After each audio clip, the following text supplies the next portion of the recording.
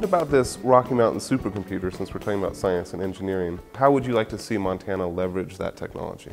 Well, part of the way I'd like to see us leverage that is you look at the remarkable geology of Montana. God has blessed us with some of the best resources for hydrocarbons. We have the only platinum and palladium in the Western Hemisphere. We have copper, we have silver, we have gold.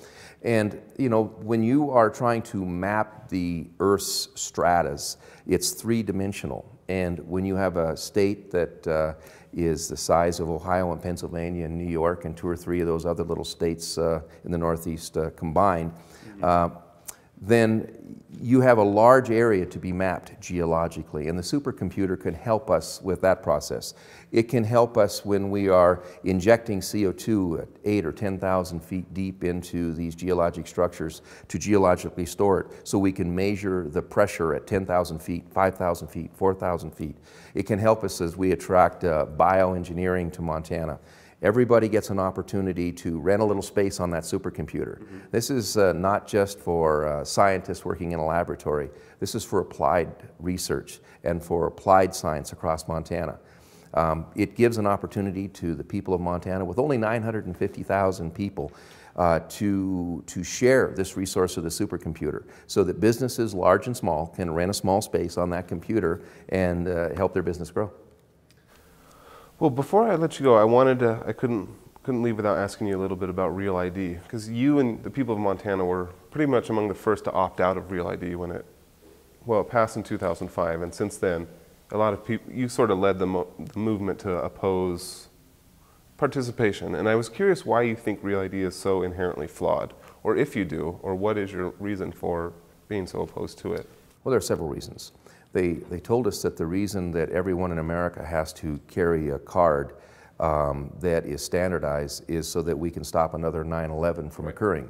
But what we do know is that virtually every one of those hijackers and every other terrorist that we've captured in Montana and around the country would have qualified to have the so-called Real ID. Mm-hmm. Secondly is that the federal government is not bad, but we know that they have abused individual civil rights before.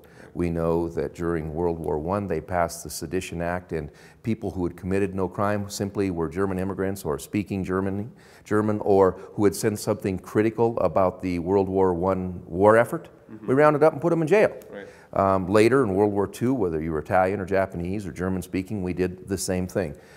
During the Vietnam era, we did the same thing with Asian people, and now we're doing the same thing with Muslim or Arab or Pakistani people. And so this card, simply stated, would have allowed the federal government in a digital way to follow every place that you come and go. When you get on a plane, it would have stored that information in a digital way so that forever everyone would know where you went, how you got there, and how you came home. That is not the way you treat free citizens, and in Montana we value our freedom greater than anything else. Well, Secretary Napolitano is basically called Real ID, you know, DOA almost, for all intents and purposes, but as you're probably well aware, they've passed, well, there's a new bill kind of working its way through Congress, the Pass ID. Is that, you know, do you think that's just a rebranding of Real ID or a Real ID Lite? Is that still something you'd be opposed to? The devil will be in the details. If the Pass ID would allow Montana citizens to cross over the border into Canada, where we share the largest boundary with Canada of any state, British Columbia, Alberta, and Saskatchewan. If we could use that instead of a passport, sure, that'd be okay. If the federal government has no capability of collecting this digital information about private citizens' travel in the United States or how many times they went to a federal courthouse, that would be okay.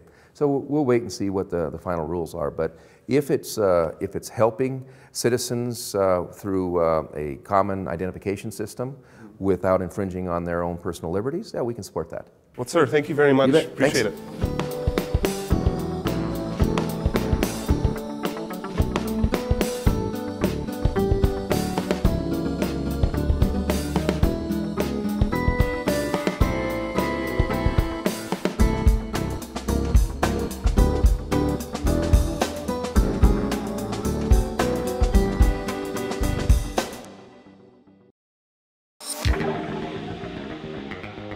Let's go in chronological order. Let's say, when did it start?